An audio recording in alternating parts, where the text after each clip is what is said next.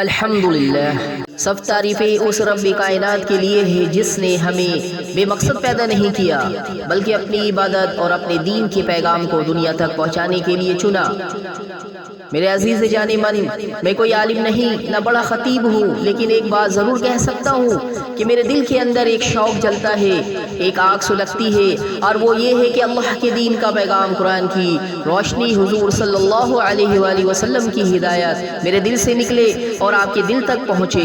واللہ یہ شوق میرا ذاتی نہیں، یہ اللہ کی طرف سے دیا گیا ایک امانت ہے۔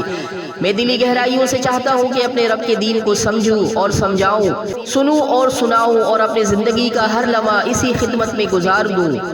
یاد رکھیے، یہ دین کسی ایک فرد کا نہیں، یہ ہم سب کا ہے، اور اگر آج ہم نے قرآن کے ان پیغاموں کو دل سے نہ سنا تو کل قیامت کے دن یہی قرآن ہمارے خلاف گواہ بنے گا۔ دل میں عجب سی تڑپ ہے، زباں پہ عجب سا نور ہے، یہ سب کچھ میرا نہیں، یہ رب کی دی ہوئی دستور ہے۔ قرآن کی ہر آیت چراغ ہے راہوں کا، سنت محمد صلی اللہ علیہ وآلہ وسلم ہے اجالا دلوں کا۔ میں گدا ہوں اس در کا جو سب کا سہارا ہے، میرا سرمایہ یہی ہے کہ دین کا نعرہ ہے۔ میں نہ اپنی بڑائی کے لیے کہہ رہا ہوں، میں تو بس اللہ کی خوشنودی کے لیے کہہ رہا ہوں۔ یاد رکھو عزیز جان من، جو بات دل سے نکلے وہ دل تک اترتی ہے، اور جو زبان صرف دکھاوے کے لیے بولے وہ کانوں سے آگے نہیں گزرتی۔ لہٰذا آج میں جو کچھ کہنے جا رہا ہوں وہ میرا نہیں بلکہ اللہ اور اس کے رسول صلی اللہ علیہ وآلہ وسلم کا پیغام ہے۔ میری دعا ہے اللہ تعالیٰ مجھے بھی اس پر عمل کرنے والا بنائے اور آپ سب کو بھی اس کی روشنی میں زندگی گزارنے والا بنا دے، آمین۔ میرے عزیز جان من، آج کی کلاس کے آغاز کرتے ہیں اللہ تعالیٰ کا بابرکت نام سے۔ بسم اللہ الرحمن الرحیم۔ شروع اللہ کا نام لے کر جو بڑا مہربان نہایت رحم کرنے والا ہے۔ میرے سامعین عزیز جان من، آج ہماری کلاس سورہ شورى کی آیت 104 سے شروع ہوگی۔ آیت 104 میں عربی متن، لفظی ترجمہ، تشریح، حدیث کی روشنی میں شان نزول اور ایک میرے طرف سے ایک جذباتی تقریر بھی ہوگی۔ اللہ تعالیٰ بات سمجھنے کی توفیق عطا فرمائے۔ آئیے کلاس کی آغاز کرتے ہیں۔ سورہ شورى آیت 104 میں اللہ تبارک و تعالیٰ ارشاد فرما رہے ہیں، وَإِنَّ رَبَّكَ لَهُوَ الْعَزِيزُ الرَّحِيمُ۔ وَإِنَّ اور بے شک، ربک آپ کا رب، لہوا وہی ہے، العزیز زبردست، غالب، الرحیم نہایت رحم کرنے والا۔ ترجمہ، اور بے شک آپ کا رب ہی غالب اور رحم کرنے والا ہے۔ آیت کی شان نزول، یہ آیت حضرت موسیٰ علیہ السلام اور فرعون کے قصے کے بعد بطور تسلی رسول صلی اللہ علیہ وآلہ وسلم پر نازل ہوئی۔ مطلب یہ ہے کہ نبی آپ غم نہ کریں کہ لوگ ایمان نہیں لا رہے، آپ کا رب غالب ہے، کوئی اس کے فیصلے کو بدل نہیں سکتا، اور وہ رحیم ہے، اہل ایمان اسی پر رحمت ہمیشہ سایہ فگن ہے۔ حدیث کی روشنی میں پیارے آقا محمد مصطفیٰ صلی اللہ علیہ وآلہ وسلم نے ارشاد فرمایا، اللہ تعالیٰ اپنی مخلوق پر 70 ماؤں سے بھی زیادہ رحم کرنے والا ہے۔ صحیح بخاری و مسلم حدیث، یعنی اللہ کی صفت الرحیم کا اظہار۔ ایک اور حدیث میں آپ صلی اللہ علیہ وآلہ وسلم نے ارشاد فرمایا ہے، اگر سارے انسان اور جنات جمع ہو جائے اور وہ تمہیں کوئی نفع پہنچانا چاہے تو نفع نہیں پہنچا سکتے مگر وہی جو اللہ نے لکھ دیا ہے، اور اگر نقصان پہنچانا چاہے تو کبھی نہیں کر سکتے مگر وہی جو اللہ نے مقدر کر دیا ہے۔ جامع ترمذی حدیث۔ یہ العزیز کی وضاحت ہے، اللہ غالب ہے، اس کے حکم کے آگے کوئی چل نہیں سکتا۔ آیت کی تشریح تفسیر کرتے ہیں، یہ آیت ایک ہی وقت میں اللہ کی ہیبت اور رحمت دونوں کو بیان کرتی ہے۔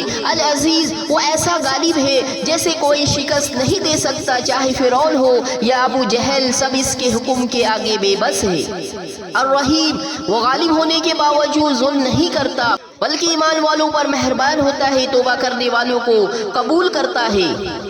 یہ توازن قرآن میں بار بار آتا ہے، اللہ کی جلالت بھی اور محبت بھی، تاکہ بندہ نہ صرف خوف میں رہے بلکہ امید سے بھی بھرا رہے۔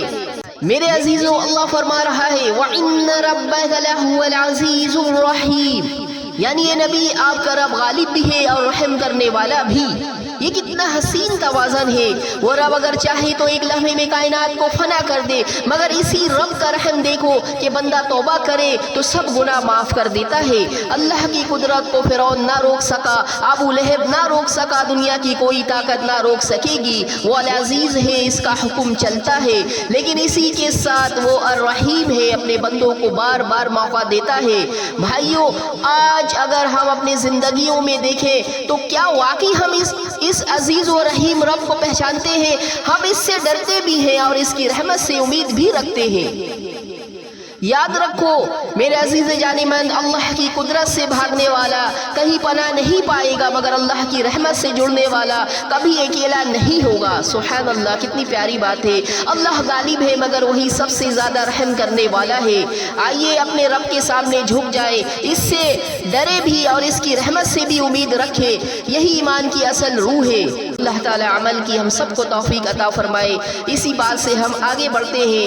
آیت 105 سورہ شورى میں اللہ تعالیٰ ارشاد فرما رہے ہیں کذبت قوم نوح المرسلین، لفظ با لفظ ترجمہ کرتے ہیں کذبت جھٹلایا، قوم نے نوح علیہ السلام کو، المرسلین رسولوں کو۔ آیت کی ترجمہ کرتے ہیں نوح کی قوم نے رسولوں کو جھٹلایا۔ اس آیت کی شان نزول بیان کرتے ہیں۔ یہاں سے اللہ تعالی حضرت نوح علیہ السلام کا واقعہ تفصیل سے بیان فرما رہے ہیں۔ اللہ نے رسول صلی اللہ علیہ وآلہ وسلم کو تسلی دی کہ نبی، آپ کے ساتھ بھی جو انکار کرنے والے ہیں یہ کوئی نئی بات نہیں، آپ سے پہلے بھی بڑے رسول آئے جنہیں ان کی قوم نے جھٹلایا۔ نوح علیہ السلام کی قوم نے صرف نوح کو جھٹلایا، لیکن قرآن کہتا ہے المرسلین، رسولوں کو جھٹلایا۔ اس کی وجہ یہ ہے کہ جو ایک رسول کو جھٹلائے وہ گویا سب رسولوں کو جھٹلاتا ہے، کیونکہ سب کا پیغام ایک ہی ہے۔ حدیث کی روشنی میں رسول کریم صلی اللہ علیہ وآلہ وسلم نے ارشاد فرمایا جس نے ایک نبی کی تکذیب کی اس نے سب نبیوں کی تکذیب کی، اور جس نے ایک نبی پر ایمان لایا اس نے سب نبیوں پر ایمان لایا۔ مستند احمد۔ یہ اسی آیت کی وضاحت ہے۔ ایک اور حدیث میں میرے پیارے آقا صلی اللہ علیہ وآلہ وسلم ارشاد فرما رہے ہیں نوح علیہ السلام اپنی قوم میں 950 سال تک دعوت دیتے رہے، لیکن ان کی قوم نے انکار کیا اور کہا کہ یہ انسان ہے، کھاتا ہے، پیتا ہے، تمہارے جیسا ہی ہے۔ صحیح بخاری۔ تفسیر و تشریح۔ یہ آیت ہمیں کئی سبق دیتی ہے۔ کفر کی ضد، قوم نوح نے واضح نشانیاں دیکھنے کے باوجود ایمان نہیں لایا۔ انکار کی جڑ تکبر اور ہٹ دھرمی تھی۔ رسولوں کی وحدت۔ نوح علیہ السلام کو جھٹلانے کا مطلب یہ تھا کہ وہ اصل پیغام توحید و اطاعت کو جھٹلا رہے تھے، اور یہی پیغام تمام انبیاء کا مشترک پیغام ہے۔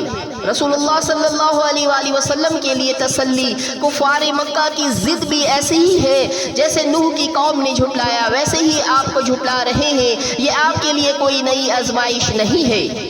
میرے عزیز جان من، اللہ تعالیٰ فرماتا ہے کذبت قوم نوح المرسلین، نوح کی قوم نے رسولوں کو جھٹلایا۔ یہ کتنا بڑا جرم ہے کہ ایک نبی کو جھٹلایا، اور اللہ نے کہا یہ گویا سارے رسولوں کا انکار ہے۔ کیونکہ سارے انبیاء کا پیغام ایک ہی ہے، اللہ کی بندگی کرو، غیر اللہ سے بچو، عدل قائم کرو، ظلم چھوڑ دو۔ لیکن افسوس، ہائے افسوس، صدا افسوس، نوح علیہ السلام 950 سال اپنے قوم کو دعوت دیتے رہے، دن رات چھپ کر اعلانیہ ہر طریقہ آزمایا، مگر جواب کیا ملا؟ قوم نے کہا ہمیں تو تم میں اپنے جیسا ایک انسان ہی نظر آتا ہے۔ یہی تکبر آج بھی زندہ ہے۔ لوگ حق کو اس لیے چھوڑ دیتے ہیں کہ وہ اپنی خواہشات کے خلاف ہو۔ اللہ کی قسم، جو ایک نبی کو جھٹلائے وہ سارے انبیاء کو جھٹلاتا ہے، اور جو محمد صلی اللہ علیہ وآلہ وسلم کو جھٹلائے وہ نوح، ابراہیم، موسیٰ اور عیسیٰ سب کو جھٹلا دیتا ہے۔ یہ آیت ہمیں بتاتی ہے کہ ایمان کا تعلق صرف زبانی دعویٰ نہیں بلکہ عملی اطاعت سے ہے۔ قوم نوح کی ضد اور ہٹ دھرمی ہمیں یہ سوچنے پر مجبور کرتی ہے ہم کس صف میں ہیں، انکار کرنے والوں کی یا اطاعت کرنے والوں کی۔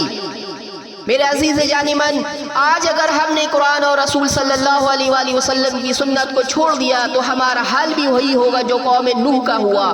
تاریخ گواہ ہے، نوح علیہ السلام کی قوم پانی میں غرق ہوئی، ان کی لاشیں لہروں میں بہتی رہی، اور یہ سب ایک ہی بات کا نتیجہ تھا، رسول کی تکذیب، یعنی رسول کو جھٹلانا۔ آئیے فیصلہ کرتے ہم سب مل کر، ہم ان بد نصیبوں میں شامل نہیں ہونا چاہتے جنہوں نے انکار کیا، ہم ان خوش نصیبوں میں شامل ہونا چاہتے ہیں جو اللہ کے رسولوں کے حکم پر فوراً جھک جاتے ہیں، لبیک کہتے ہیں۔ اللہ ہمیں وہ دل دے جو ایمان پر جمے، وہ زبان دے جو حق کی گواہی دے، اور وہ عمل دے جو انبیاء کی سنت پر ہو، آمین یا رب العالمین۔ میرے سامعین، آئیے آگے بڑھتے ہیں۔ سورہ شورى آیت 106 میں اللہ تعالیٰ ارشاد فرما رہے ہیں، اِذْ قَالَ لَهُ أَخُوهُ نُوحٌ وَلَا تَتَّقُونَ۔ سورہ شورى آیت 106۔ آئیے لفظ ترجمہ کرتے ہیں۔ اِذ جب، قال کہا، لہم ان سے، اخوہم ان کے بھائی نوح علیہ السلام نے، نوح نے، الا کیا نہیں، تتقون تم ڈرتے اللہ سے۔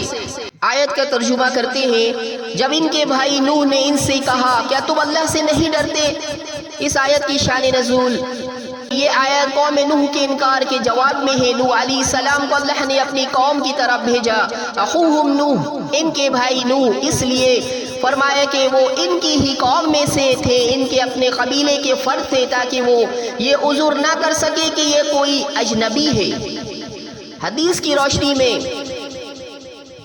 نوح علیہ السلام کی دعوت کا انداز، رسول اللہ صلی اللہ علیہ وآلہ وسلم نے فرمایا، نوح علیہ السلام نے اپنی قوم میں 950 سال قیام کیا، وہ دن رات انہیں اللہ کی طرح بلاتے رہے، مگر قوم کہتی ہے یہ تو ہمارے جیسا ایک بشر یعنی انسان ہے۔ صحیح بخاری۔